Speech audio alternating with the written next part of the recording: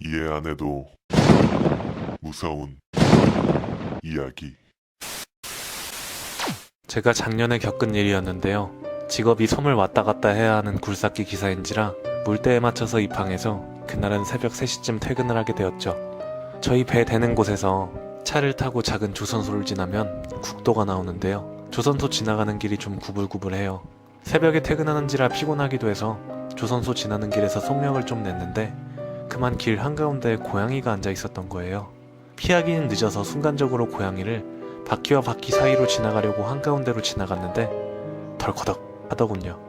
로드킬이 처음인지라 순간 당황해서 정지해 있는데 뒤쪽에서 소리가 나더군요. 그래서 차를 돌려서 라이트를 비췄더니 고양이가 앞다리만으로 산 쪽으로 도망가고 있는 거예요. 그래서 불쌍한 마음에 잡아서 병원이라도 데리고 갈까 해서 쫓아갔는데 제 발자국 소리에 놀랐는지 벌떡 일어나서 산속으로 가더군요. 다행히 척추를 다친 것 같진 않았는데 한쪽 다리는 부러졌는지 여전히 못쓰고 있었죠. 아무튼 이상한 사명감에 그 고양이를 꼭 치료해야겠다 싶어서 산으로 올라갔어요. 근데 고양이가 마치 쫓아오라는 듯이 일정 간격만 유지한 채 계속 산 위로 올라가는 거예요. 순간 섬뜩하더군요. 도망가는 것도 아니고 제가 서면 그 녀석도 서고 제가 다시 가면 그 녀석도 올라가는 거예요. 그래서 순간 이대로 쫓아가면 홀리겠다 싶어서 언능 내려왔어요. 진짜 국도에서 시속 120 이상 밟고 집으로 왔죠. 다음날 와이프한테 그 얘기를 했더니 재수없으려니 하라고 위로해주더군요. 저도 고양이한테 미안하지만 운명이려니 하고 잊어버렸어요. 그러고 보름 정도 지나서 다시 새벽일이 오더군요. 별 생각 없이 퇴근을 서두르면서 차에 올라 조선소를 지나가게 된 거예요. 근데 그 새벽에 조선소에 사람이 있을 리가 없는데 게다가 여자가 갓길로 걸어가고 있는 거예요.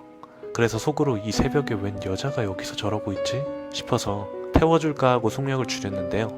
근데 그 순간 제 눈에 보인 그 여인은 한쪽 다리를 심하게 저르면서 걸어가고 있는 거예요. 순간 고양이가 머리에서 폭탄 터지듯 팍 하고 떠오르는데 정말 울면서 차를 몰고 반 정신을 놓은 제 집으로 왔어요.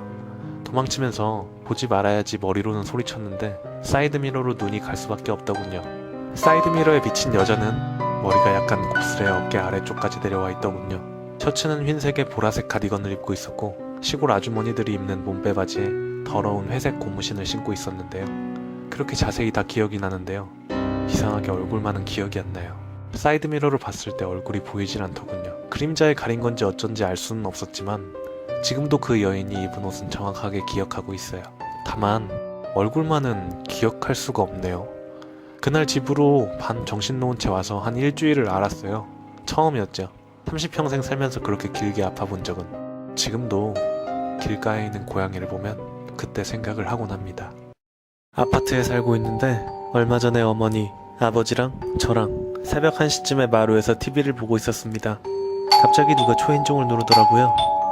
아파트 초인종이 인터폰식으로 되어 있어서 문 앞이 화상으로 보이게 되어 있는 거 있잖아요. 그래서 인터폰으로 누가 이 시간에 왔지? 하고 봤는데 웬 중년 아주머니가 눈에 초점 완전히 없는 상태로 허공을 응시하는 모습이 영상에 나오더군요. 순간 엄청나게 섬뜩해서 어머니랑 아버지랑 저랑 잠시 얼어붙었습니다. 제가 누구세요? 했는데 인터폰으로 말하면 밖에 스피커로 크게 들리잖아요. 그런데 몇 번이나 누구냐고 물어봤는데 정말 이건 뭔가 듣고 있는 사람의 반응이 아니더라고요. 그렇게 크게 누구냐고 몇 번이나 물어봤는데 아이의 허공만 응시하고 반응이 전혀 없더군요. 우리 가족 너무 섬뜩해서 한 1, 2분 그렇게 하는데도 아무 반응이 없길래 그냥 신경 끄기로 하고 다시 TV를 보는데 보는 내내 계속 생각이 나서 10분 정도 지났을까? 다시 가서 영상 보는 걸 다시 켜보니 아직도 그렇게 똑같은 자세로 서 있더군요. 복도 불도 센서식이라 완전 어두컴컴할 텐데 말이죠. 너무너무 소름 돋아서 어떻게 할까 고민하고 있었는데 5분 뒤에 다시 켜보니까 사라져 있었습니다. 지금 생각해도 그 아줌마의 멍한 눈이 생각나서 완전 섬뜩합니다. 후배가 새벽 4시쯤 자려고 누웠는데 잠이 잘 안 와서 침대에 누운 채로 창밖을 봤대요. 맞은편 아파트 7층쯤에 계단 복도에 불이 켜져 있었는데 어떤 사람이 난간을 붙잡고 가만히 서 있길래 그냥 담배 피나 보다 했답니다. 센서 불이라 사람이 한참 안 움직이니까 꺼지더래요. 그래서 이 아저씨가 집에 들어갈 때 움직이면 다시 켜지겠구나 하고 생각하고 그냥 아무 생각 없이 보고 있었는데 3분 정도 있으니까 아저씨가 걸어서 한 층을 올라가더래요. 근데 이상한 게 한 층을 올라가서 다시 한 층을 올라가고 또 한 층을 더 올라가더랍니다. 그래서 담배 피러 3개층이나 내려오는 사람이 있나? 하고 무서워서 계속 쳐다봤는데 정말 완벽하게 일정한 속도로 층수의 불이 하나하나씩 켜지면서 그 사람이 계속 올라가더래요. 무서운 마음에 계속 봤는데 결국 20층 정도까지 느려지지도 않고 완전히 일정하고 빠른 속도로 올라가더랍니다. 그렇게 올라가면 힘들어서 느려져야 할 텐데 말이죠. 맨 위층 불이 마지막으로 켜지고 나서 센서 불도 꺼지고 아무런 기척도 없길래 경비 아저씨였나? 하는 생각을 하고 자려는데 아무래도 이상해서 계속 쳐다봤더니 진짜 한참 지난 뒤에 다시 그 꼭대기 층부터 밑으로 또 똑같은 속도로 빠르게 계속 하나하나 밑으로 켜지더랍니다. 그래서 사람 형체가 보일 층까지 내려올 때 창문에 붙어서 자세히 봤더니 웬 노인이 팔은 앞으로 내밀고 완전히 일정한 속도로 걸어 내려가더랍니다. 그렇게 빨리 내려오려면 뛰어야겠다 싶을 정도로 빠른데 팔도 움직이지 않고 똑같은 속도로 스르륵 내려가더래요. 그래서 다시 7층까지 내려오더니 사라졌답니다. 도대체 그건 뭐였을까요? 친구 선배가 군대 전역 후에 복학을 하기 위해서 학교 주변에 방을 알아보고 있었는데 지방이고 또 저녁일이 복학 날짜보다 좀 늦어져서 방이 많이 없었다고 하더랍니다. 그래서 이리저리 방 구하려고 돌아다니던 중에 정말 싸고 넓고 좋은 방이 있길래 냉큼 들어갔죠. 복도식 원룸의 5층에 있는 방을 계단을 통해 올라가야 해서 조금 힘들긴 했다고 하더군요. 근데 어느 날 술을 마시고 1층을 지나 2층을 올라가는데 복도에 있는 형광등이 깜빡 하더랍니다. 그것도 전부. 그래서 형광등이 오래돼서 그런가 보다 하면서 2층을 지나 3층으로 올라가는데 3층도 역시 깜빡 하는 겁니다. 그때부터 좀 이상함을 느끼기 시작했죠. 걸음이 빨라지면서 4층으로 올라갔는데 형광등이 깜빡이는 와중에 복도 끝만 불이 켜져 있고 거기에 웬 꼬마가 쭈그리고 앉아 있었답니다. 그래서 한밤중에 꼬마가 있길래 걱정이 돼서 다가가서 말을 거는데 고개를 푹 숙이면서 아무 말도 안 하고 있더랍니다. 그때 위에 있던 형광등이 깜빡여서 형광등을 보고 있다가 다시 꼬마를 봤는데 꼬마는 사라지고 없었답니다. 그 시간부터는 이거 장난 아니구나 하면서 얼른 자기 집으로 무조건 뛰어가서 열쇠로 문을 열려고 하는데 열쇠는 또 안 먹히고 그래서 문 손잡이를 막 돌리면서 열쇠를 돌려보려고 그러는데 안 돌아가더라는 겁니다. 그때 방 안에서 어떤 개새끼야! 하고 누군가가 말을 하면서 금방이라도 문을 열 것처럼 발걸음이 들렸더랍니다. 그래서 얼른 방호수를 보니까 자기 옆방 문을 열려고 했던 겁니다. 그래서 안에 있는 사람 다 들리게끔 정말 죄송합니다 하고 자기 집에 들어와서 진정을 시키고 씻고 잠들려고 할 때 가위에 눌려서 밤을 꼴딱 새고 그 다음날이 됐죠. 그런 일이 있고서 우연히 주인집 아주머니를 만나서 이런저런 이야기를 하다가 그때 당시 옆집 사람한테 피해준 게 생각나서 아주머니한테 이야기를 했답니다. 술 먹고 집 호수를 잘못 찾아서 그렇게 됐다고 하니까 아주머니께서 하시는 말씀이 여기 학생 말고는 아무도 안 산다고, 자기도 임대받아서 하는데 여기 학생 혼자 산다고, 일부러 말 안 하려고 한 게 아니라 혼자 있다고 하면 나갈까봐 이야기 안 했다고. 아마도 초등학교 4학년 때쯤이었을 거예요. 그 당시엔 집에 아버님이 계시지 않아 늘 안방에서 어머님과 5살짜리 남동생과 제가 한 방에서 잠을 자곤 했습니다. 그날도 여느 때와 같이 안방에서 잠을 자고 있었습니다. 근데 밤중에 갑자기 화장실이 급해서 잠에서 깨어났고 전 화장실로 향했습니다. 그런데 그날따라 뭔가 소름 끼치게 무서움이 느껴졌었습니다. 그렇게 화장실 입구까지 갔는데 제 앞에 무언가 새까만 것이 있음을 느꼈습니다. 크기는 5, 6살짜리 아이 정도의 키로 자그마한 체구였습니다. 너무 무서우면 소리도 안 난다고 했을까요? 소리 지를 힘도 없이 맥이 풀린 채 그 형체만 쳐다보고 있었던 것 같습니다. 그 형체는 명탐정 코난에서 나오는 범인의 모습과 같이 온몸 전체가 새까말 뿐이었습니다. 너무 무섭고 소름이 끼쳤는데 이게 저는 동생이라고 단정을 지었습니다. 분명 아니란 걸 알고 있지만 왜 그랬는지 모르겠습니다. 그냥 이건 동생이라고만 생각을 했고 저는 겨우 떨어지는 입으로 너 왜 여기 있어? 라고 물어보니까 정말 소름 끼치게 웃기 시작했습니다. 물론 소리는 나지 않았고 눈과 입이 하얀색 초승달 모양으로 웃었습니다. 온통 검은색 몸에 눈과 입만 하얀색 초승달 모양으로 씩 웃는데 정말 소름이 돋아 심장이 멈출 것만 같았습니다. 이후 저는 더 이상 화장실을 갈 생각을 못했고 다시 안방으로 돌아가 방문을 열고 엄마에게 엄마, 동생이 라고 말을 했는데 동생은 엄마 품에 안겨 자는 모습을 보고 기절을 했습니다. 물론 아침에 어머님은 놀라서 저를 깨웠고 저는 어제 일을 말했지만 당연히 믿지 않았습니다. 혹시나 내가 잘못 본 건가 했지만 이후 한 번 더 그 귀신을 보았는데요. 그날은 이러했습니다. 부모님도 동생도 모두 시골집에 내려가 혼자 있을 때였습니다. 밤 11시쯤 거실에서 혼자 잠이 들었었죠. 그러다가 싸늘함이 느껴져 잠시 잠이 깨었는데 소파 위에 누군가가 앉아 있었고 앞을 응시하고 있었습니다. 물론 형태는 새까만 사람의 형태였고 나이는 5, 6살로 보였습니다. 순간 잠이 덜 깼나 싶어서 눈을 뜨고 그 형체를 응시했는데 갑자기 앞을 보고 있다가 고개를 45도 각도로 살짝 내려 저를 바라보았습니다. 그리고 그때와 마찬가지로 하얀색 초승달과 같은 모습으로 눈과 입이 변하더니 저를 보고 웃었습니다. 저는 너무 놀라고 무서워서 눈을 감아버렸는데 이후엔 기억이 나지 않네요. 제가 군대에 있었을 때 선임이 해준 이야기입니다. 저희 생활관 중에서 유독 가위가 잘 눌리는 자리가 있었습니다. 항상 그 자리에서 자던 선임이 가위를 눌리곤 했었는데요. 그날도 가위를 눌렸는지 아침에 생생한 이야기를 해주더군요. 여느 때와 같이 자고 있었는데 눈을 떠보니까 앞에 내가 자고 있었어. 유체이탈 상태였던 것 같은데 꿈이니까 돌아다니기 시작했지.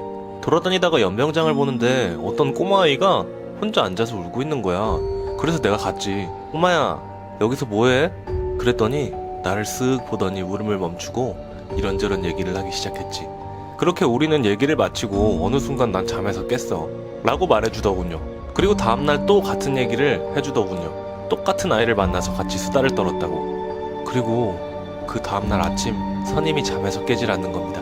점호가 시작할 때까지 깨질 않아서 간부님들한테 말하고 간부님들이 오셨습니다.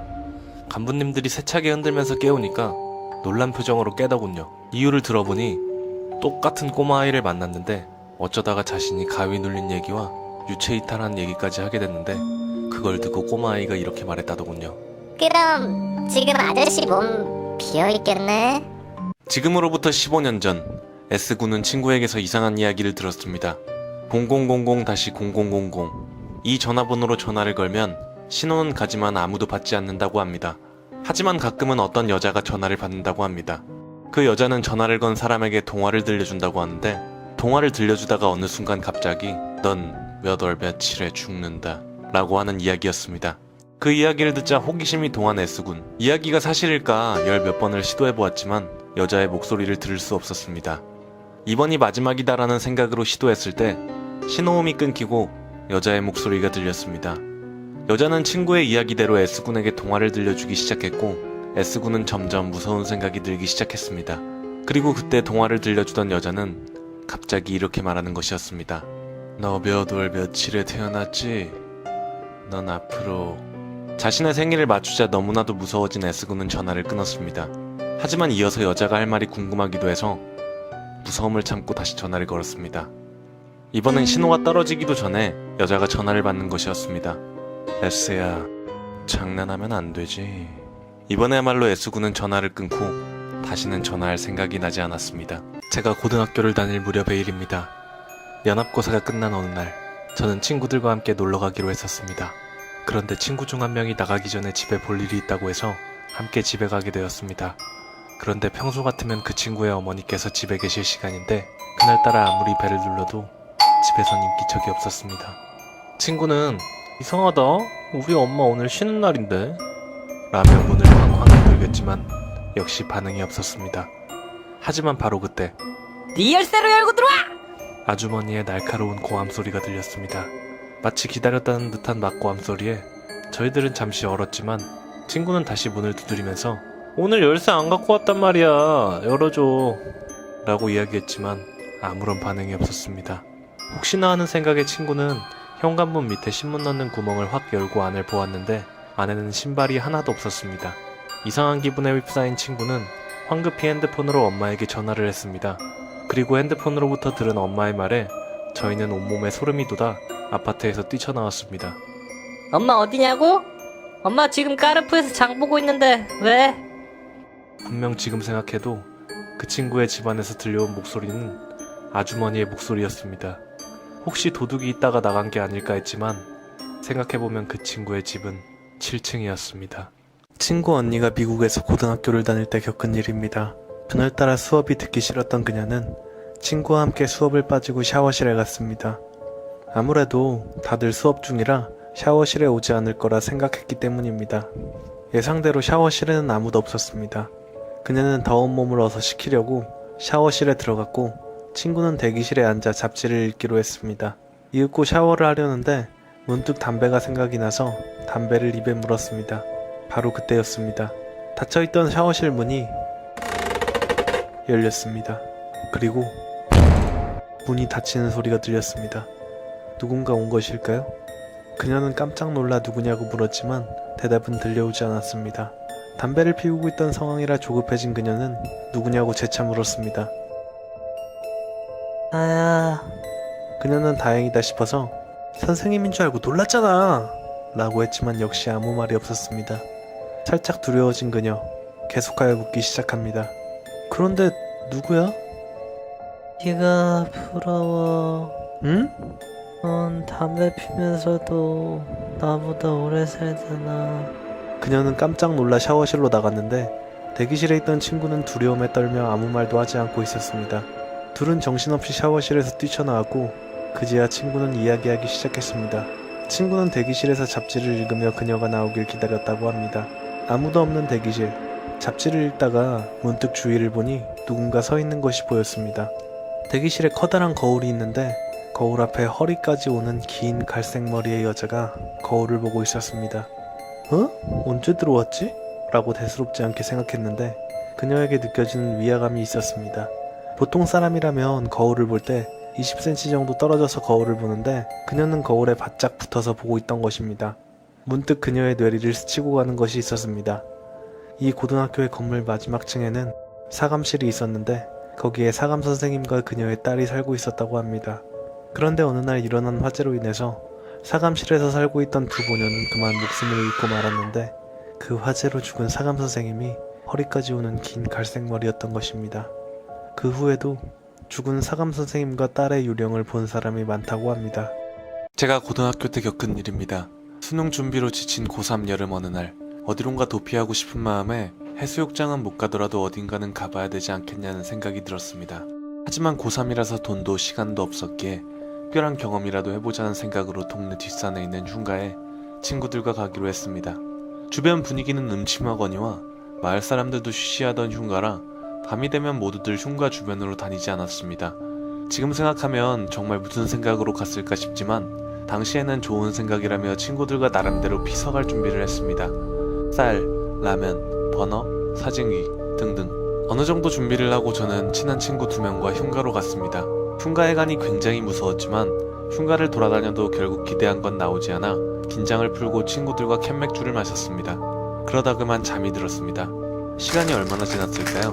뭔가 부스럭거리는 소리에 잠에 깼습니다. 소리는 건너편에 있는 부엌에서 나는 소리 같았습니다. 계속 들리는 소리. 저희를 제외한 아무도 없을 거라고 생각한 흉가에 누군가 있다고 생각하니 갑자기 무서워졌습니다.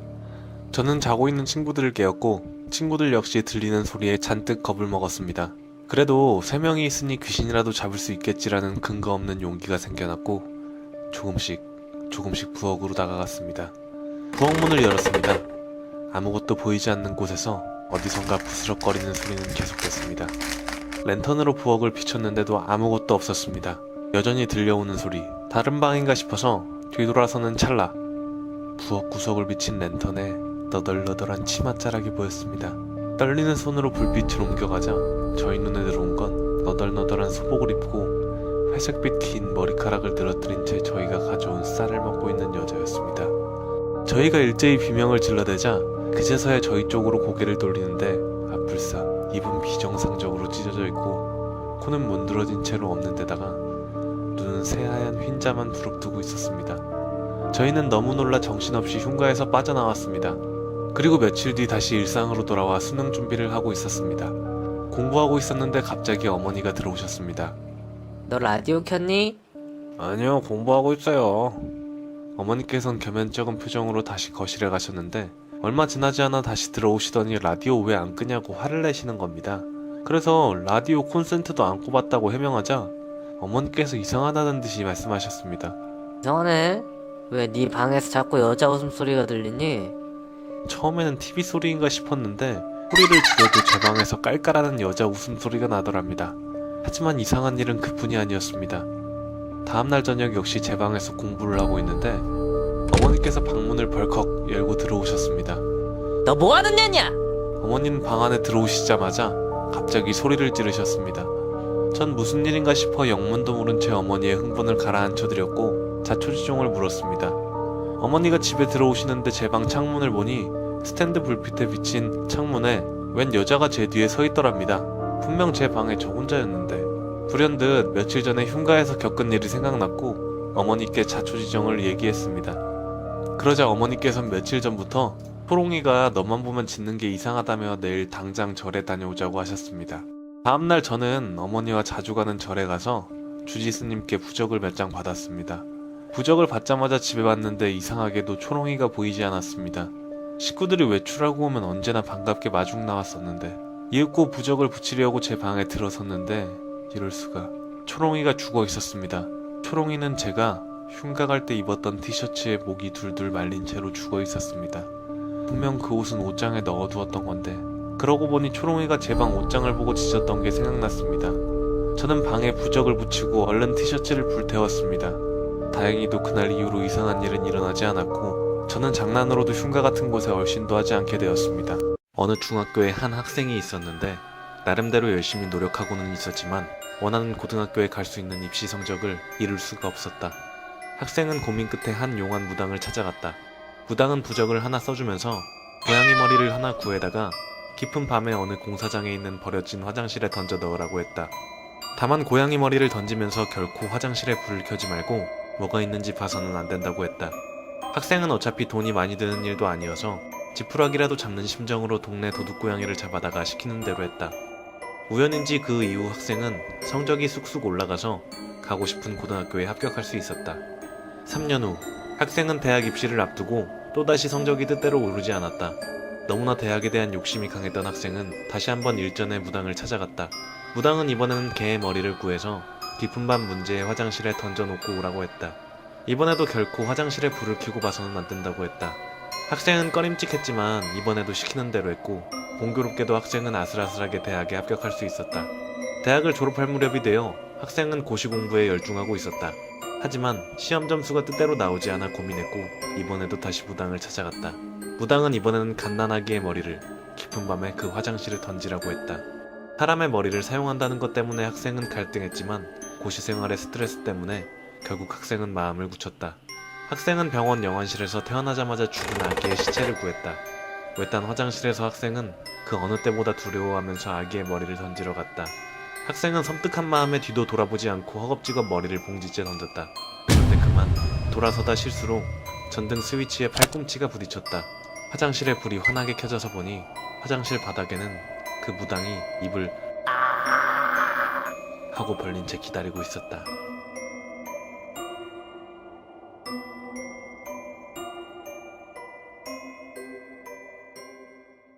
사촌 누나가 시골에 거주할 때였는데 그 마을 자체가 워낙 작고 거주하시는 주민분들도 소규모라서 이름도 거의 없다시피 한 마을이라고 하는데요. 사촌 누나가 여느 때와 같이 학교를 마치고 돌아와 보니 부모님은 일을 나가셔서 안 계셨다고 합니다. 당시에 바로 옆집에 늙은 할머니 한 분이 홀로 사셨는데 저녁 7시쯤 옆집에서 이상한 소리가 들리더랍니다. 무슨 대화를 하는 소리 같기도 하고 신음소리 같기도 하고요. 그래서 궁금해진 저희 사촌 누나는 한번 가봤다더군요. 평소에 친분도 있고 자기를 많이 귀여워해 주셨던 분이라 뭐 가는 데는 그리 문제가 없었다고 합니다. 원래 그 할머니 분이 상당히 몸이 편찮으시고 한마디로 뭐 오늘 내일 하시는 분이었다고 하는데 누나가 방문 앞에 서니 그게 대화하는 소리가 아닌 신음소리라는 게 확실히 느껴지고 이거 큰일 났다 싶어서 저희 사촌 누나가 그 할머니 방문을 열었는데 바로 기절을 했다고 합니다. 그 방 안에서 펼쳐진 모습은 정말 설명하기가 좀 힘든데 설명하자면 키가 크고 입이 거의 귀까지 걸친 저승사자 한 명이 양손으로 식할만한 칼을 쥐곤 다리는 벌린 상태로 서서 누워있는 할머니 위에 양쪽 방향으로 발을 바꾸어가며 춤을 추고 있었다는 겁니다. 정신을 차려보니 방 안에는 이미 할머니는 돌아가셨고 아까까지 있었던 정체불명의 남자는 없었다고 합니다. 바로 마을 주민들에게 달려가서 얘기를 했고 그 뒷일은 잘 처리됐다고 하네요. 근데 워낙 누나 혼자만 겪었던 일이고 너무나 빨리 지나가서인지 부모님은 이 얘기를 믿어주시지 않았다고 하네요. 제가 5살 때 이모집 여관에서 겪은 일입니다. 그때 어머니께서는 아버지와 이혼한 상태로 형편이 어려우셨기에 가까운 이모가 경영하시는 여관에 새 방을 넣고 살았답니다. 하루는 날이 어두워져서의 일인데 카운터 옆에 큰 방이 있었습니다. 그곳에 어머니와 이모께서 잠깐 눈을 붙이고 계셨는데 밖에서 들어온 제가 엄마 옆으로 따라 눕게 되었습니다. 방이 황갈색으로 무척 어두웠던 것으로 기억합니다. 약간 오랫동안 누워 있었는데 잠이 오질 않아서 눈을 떴습니다. 그 방 벽에는 잡지책 크기만한 창문이 있었는데 밖이 훤히 보이는 것은 아니고 앞에 있는 건물이 가리고 있어서 몇 센치 안 되는 틈이 생긴 곳입니다. 한마디로 벽과 다를 바 없는 곳이죠. 창이 있으나 마나한. 마침 저는 그 창문을 비스듬히 바라본 채 누워 있었고 눈을 떴을 때 그 창문이 제일 먼저 눈에 들어왔습니다. 근데 그 창문으로 어떤 여자가 저를 바라보고 있었습니다. 그냥 갈색방에 누워서 창문으로 누군가 나를 내려다보는구나 라고 생각했었죠. 그리고 다시 눈을 감았고 시간이 좀 흐른 후 다시 눈을 뜨니까 아직도 그 여자가 바라보고 있었습니다. 눈을 오랫동안 감았다가 다시 눈을 뜨자 계속 쳐다보고 있더군요. 저는 아직 어려서 그것이 뭔지도 잘 몰랐습니다. 하지만 그때 처음으로 무언가를 보고 무섭다라는 감정을 조금씩 느끼게 된 것 같습니다. 잠들어 있는 엄마를 징징거리며 흔들어 깨운 기억까지 나니까요. 물론 그 뒤로는 기억이 나지 않지만 분명 대수롭지 않게 지나가 버렸을 거라고 예상합니다. 저도 사실은 그게 꿈이 아니었을까라고 생각했는데 대학 들어와서 애들 이야기를 들어보니 진짜라는 생각이 들더군요. 친구들 중에도 그런 걸 5, 6살쯤에 봤다는 애들이 있는데 저와 마찬가지로 움직이지도 말하지도 않고 항상 같은 자리에서 자신을 바라보기만 했다는군요. 심지어 비가 와도 밤이 되어서도 말입니다. 귀신이라 말하기엔 솔직히 약간 우스운 건 사실이지만 혹시 여러분들 중에도 그런 분이 계신가요? 어릴 적에 비정상적으로 자신을 바라보던 사람이 주위에 없었는지 그냥 유아 시절에 겪게 되는 일시적인 꿈이라고 치부하기엔 뭔가 이상한 그런 사람 말이죠. 저는 그때 여관 옥상에서 찍은 사진이 있는데 그걸 보면 정말 그때의 그 여자는 꿈이었을까 하는 의심이 지금도 듭니다. 고등학교 1학년 때 학교 건물 하나를 더 지었습니다. 상업계인 저희 반은 구관에서 신관으로 반을 옮겼습니다. 자리를 몇 주에 한 번씩 제비뽑기로 뽑아서 앉았는데요. 한 자리에만 앉으면 어깨가 아프다고 항상 친구들이 주물러 달라고 하더군요. 그걸 그냥 대수롭지 않게 넘겼는데 제 친구가 그 자리 옆에 앉게 되었어요. 쉬는 시간 친구랑 수다나 떨까 하고 뒤돌아선 순간 친구 옆 아이의 어깨 위에 희뿌연 무언가가 떠 있는 걸 보았어요. 그런데 금세 사라져서 그냥 헛것을 봤나 보다 생각했습니다. 친구와 수다를 떨다가 수업 종이 쳤고 자리로 돌아가다가 그 어깨에 놓인 발을 또 보았어요. 어라? 괜한 걱정에 수업 시간에 틈틈이 친구 쪽을 바라보았어요. 친구의 짝이 어깨가 아픈지 주무르고 있었고 흰색의 실내화를 신은 발이 탁탁 어깨를 밟고 있더군요. 쉬는 시간 종이 울리고 친구가 제자리로 왔어요. 너 계속 수업 시간에 나 쳐다보던데 그렇게 내가 졌냐? 계속 제가 쳐다보고 있었던 것을 알고 있었나봐요. 친구와 장난을 주고받다가 말할 타이밍을 놓치고 어느덧 점심시간 급식실에서 반으로 돌아오니 친구의 짝꿍이 앉아서 친구들과 이야기를 하고 있더군요. 그리고 이번에는 정확하게 보였습니다. 분명히 다리가 있었고요. 우리 학교 것은 아니지만 교복을 입고 있었어요. 왜 그래? 뭐 못 볼 거 봤어? 있어, 귀신이. 뭐? 제가 귀신을 본다는 걸 잘 아는 친구들은 놀라더군요. 그러다가 보고야 말았습니다. 천장에 그 귀신의 얼굴이 있을 부분에 고개가 무언가에 메어져 있는 듯이 꺾여 있더라고요. 가슴께까지 올 듯한 풀어헤친 머리카락 사이로 보이는 검은 동공이 없는 눈동자. 순간 오싹하더군요. 하지만 그냥 멍하니 그 귀신이랑 눈싸움도 아닌 시선을 마주하고 있었답니다. 그러다 주위를 둘러보니 친구들도 제 시선을 따라보고 있더군요. 정신이 퍼뜩 들고 멋쩍게 웃었어요. 무슨 귀신인데? 친구 하나가 제 귀에 대고 소곤거렸고 그냥 본대로 설명을 했어요. 귀신을 힐끔힐끔 바라보면서 말이에요. 목매단 귀신? 네 옆 짝꿍 자리 네가 잡거나 해결할 거야? 어? 내가 테마사냐? 전 여태까지 귀신을 쫓아내거나 뭐 싸운 적은 극소수였고요. 보통은 원한을 풀어달라고 부탁하길래 조금 도움을 주거나 가끔 보이는 잡기들 뿐이었거든요. 청소시간 장난삼아서 그 자리에 제가 직접 앉아봤습니다. 바로 무언가가 짓누르는 듯한 아픔이 오더군요. 싫어. 네? 괴로운 듯한 여자의 목소리에 조금 당황했어요. 목을 맨 귀신이 낸 소리라는 것을 금방 알 수가 있었지만 어떻게 할 수가 없었어요. 제가 풀어줄 수도 없는 노릇이라서 말이지요. 괴로운 건 알지만 그냥 돌아가지. 세상에 미련은 없애고 말이야. 아파하지 말고. 아마도 이 자리에 앉은 학생들의 어깨를 발받침으로 죽지 않으려고 발버둥을 쳤던 것 같아요. 들은 바로는 자살을 한 사람이나 죽은 사람들 중에 미련이 남아있으면 자신이 죽은 것도 모른다고 하더라고요. 너 왜 그 자리에 앉아 있는 거냐? 이만 가자. 교실 문 단속을 하면서 그 자리를 다시 한번 봤는데요. 그 귀신이 사라졌더군요. 그 뒤로는 그 귀신을 교실에서 본 적은 없습니다. 거제도에서 원룸을 잡고 친구와 둘이 살고 있습니다. 저는 1층 원룸에 살고 있고 4층에는 회사 숙소를 잡아놔서 매일 함께 술 마시는 형님이 살고 계십니다.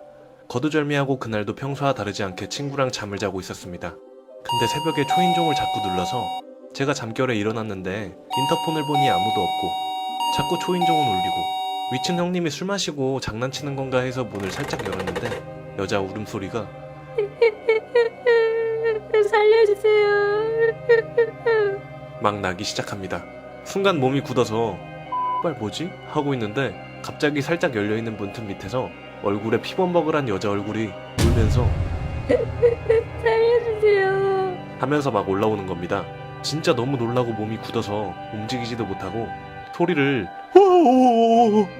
지르는데 친구도 자다가 놀래서 뭔 일이냐고 뛰어와서 그거 보고 옆에서 소리를 또 지르고 피투성이 여자는 갑자기 막 들어오고 심장마비로 진짜 쓰러질 뻔했습니다. 한참 소리 지르다가 정신 차리고 보니 옆집에서 남자랑 동거였나? 근데 술 마시다가 술 취해서 싸우고 초인종 누른 거였나? 경찰 불러달래서 경찰 부르고 우리 집 와서 울다가 갑자기 갔는데 생각해보니 그 여자가 호수 알려줄 때 우리 집이 204호, 옆집이 203호인가?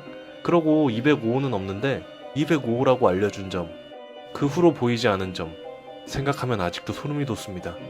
귀신 아닌 사람이었겠지만 잠결에 저와 친구는 귀신을 보았고 영화에서 귀신 나오면 도망 안 가고 죽는 사람들 보고 귀신 도망가야지 라고 생각했던 제 자신을 다시 한번 되돌아보는 시간이었어요.